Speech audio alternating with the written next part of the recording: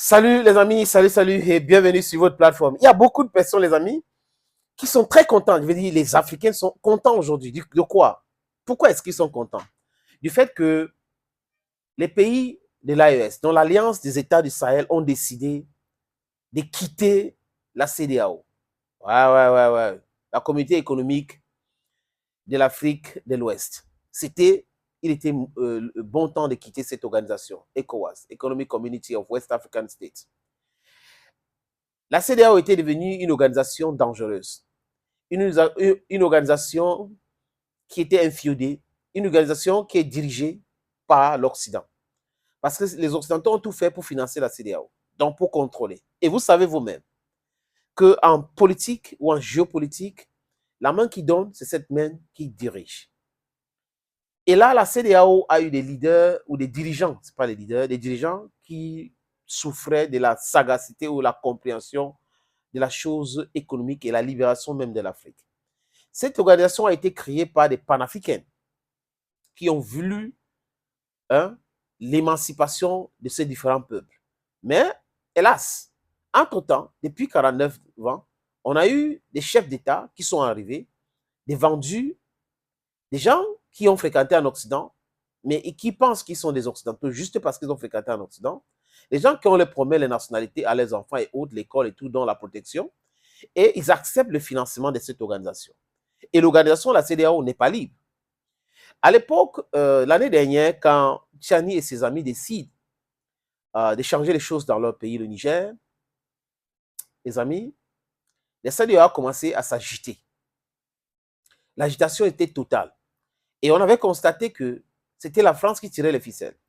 Parce qu'après ces changements en douceur, paisibles du pouvoir au Niger, la France a organisé une réunion de sa conseil de sécurité, de son conseil de sécurité, je pense que c'est comme ça qu'on dit, pour parler du Niger. Et les gens me attendaient. Pourquoi quelque chose se passe au Niger, la France s'agite? Le conseil de sécurité de la France par rapport au Niger, vous comprenez donc, les amis, que la France n'est rien sans les 14 pays africains. La France n'est rien sans cette escroquerie des doubles impositions, des non-doubles impositions. La France n'est rien sans le pillage de sous-sol des pays africains.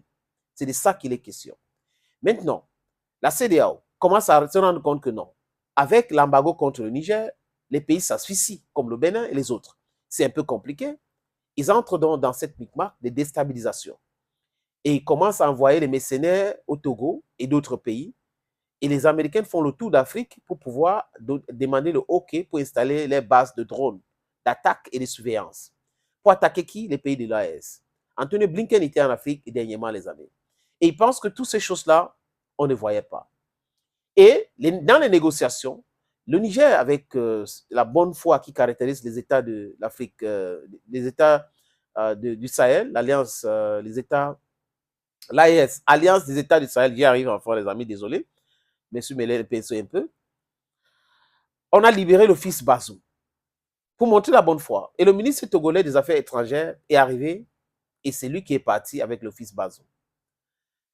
Mais seulement les amis, la CEDEAO, de Ouattara, de Macky Sall, de Talon, de Nana Akufo-Addo, de Ombalou, de Tinubu, les amis, vous avez constaté que j'ai cité juste quelques noms, alors que c'est une organisation de 14 États. Donc, les autres ne sont pas concernés par cette escroquerie, ce banditisme politique qui est pratiqué par les chefs d'État que je viens de prononcer là. Et en chef, le chef de gang, c'est Alassane Drama Ouattara, avec Tinubu. Donc, Ouattara est en train d'amener Tinubu pour qu'on puisse lui convaincre, lui proposer les choses pour déstabiliser le Niger, attaquer ces gens-là. Mais Tinubu, c'est un monsieur qui n'est pas intelligent. Il n'est pas du tout intelligent. S'il était intelligent, il devrait comprendre et savoir que le Nigeria a plus de capacités de devenir la France même de l'Afrique, plus que la France. Oui, il devait comprendre cela. Mais comme il est moins intelligent, quand il n'est pas intelligent, il n'est pas intelligent pour tout. Ce n'est pas moi qui ai parlé de ces histoires de diplômes et autres. C'est là. Donc, vous voyez que quand vous avez des gens comme ça qui ne sont pas clairvoyants, on peut le mélanger et tout ça là.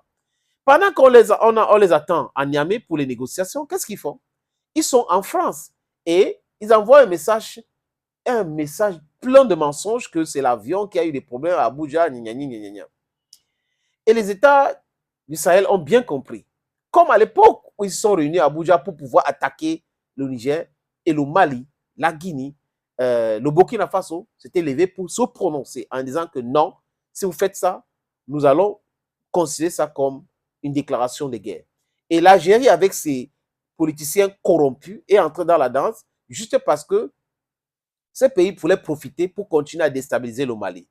Mais malheureusement pour l'Algérie, les Maliens ont compris. C'est pour cette raison que cette bidonnerie qu'on appelle accord d'Alger, accord de paix d'Alger, des tissus de papier là ont été déchirés simplement, déchiquetés. Parce que l'Algérie joue un rôle néfaste. L'Algérie veut la déstabilisation du Mali. Et l'Algérie a voulu mettre la Russie là-dedans. Vladimir Poutine les a dit non, non, non, non. L'Algérie n'a jamais voulu que le Mali reprenne Kidal. Parce que pour eux, c'était du bon business. Le pillage du Mali, c'était une bonne chose. Et ça profitait aux Algériens et aux Français. Donc, ils sont dedans, les deux, dans cette entreprise de pillage et de destruction du Mali.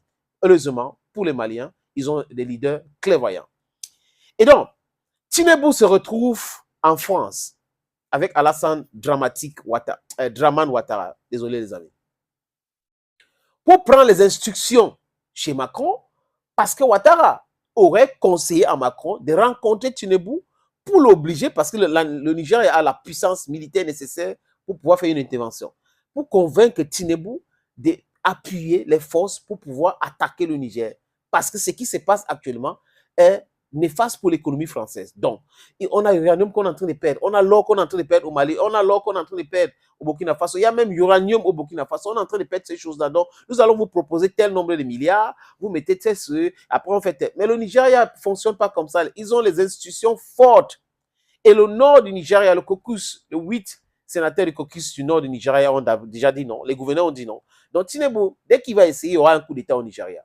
Et Ouattara doit faire très attention à lui. Parce que le rôle de Ouattara aujourd'hui, c'est clair que Ouattara est là pour maintenir l'Afrique dans le sous-développement. Ouattara est là pour jouer ce rôle-là. C'est pour cette raison que Nicolas Sarkozy l'a imposé comme président de la Côte d'Ivoire. Même comme il a perdu les élections, on l'a obligé, Gbagbo, à laisser le pouvoir avec les armes. C'est les faits. Et les archives seront ouvertes un jour. Et la suite, c'est quoi? On a vu que cette criminelle de Sarkozy, c'est pas moi qui le dis, en France, il a été condamné. Hein, n'est pas jugé aujourd'hui pour ce qu'il a fait en Libye. George Bush et tous les autres, les amis. Donc voilà des gens qu'on doit se méfier, mais plutôt on a des présidents qui sont des dirigeants dirigés qui vont aller les écouter. Et là, les pays de l'AES ont dit quoi, les amis? Ils ont vu ça venir. Ils ont vu cette manigance venir et ils ont compris que Tinubu et Alassane Ouattara en France, c'est pour préparer un mauvais coup avec les renseignements russes et tout. Mais ces gens ne doivent pas oublier que les Russes aussi ils ont envoyé des instructeurs, il y a les armes et tout. Donc, les avions qui vont passer là-bas seront abattus tout simplement. Et là, ils vont comprendre de quoi il est question aujourd'hui, les amis. C'est pour cette raison que les chefs d'État de ce pays-là ont décidé de mettre un thème, de quitter la CEDEAO, définitivement. Et there's no turning back. Il ne faut plus que quelqu'un vienne négocier le retour de ces pays à la CEDEAO. Il ne faut jamais accepter, parce que ça sera un piège. Je m'adresse à Abdourahmane Tiani, à Ibrahim Traoré, à Assimi Goïta. Quand vous avez décidé de partir, partez.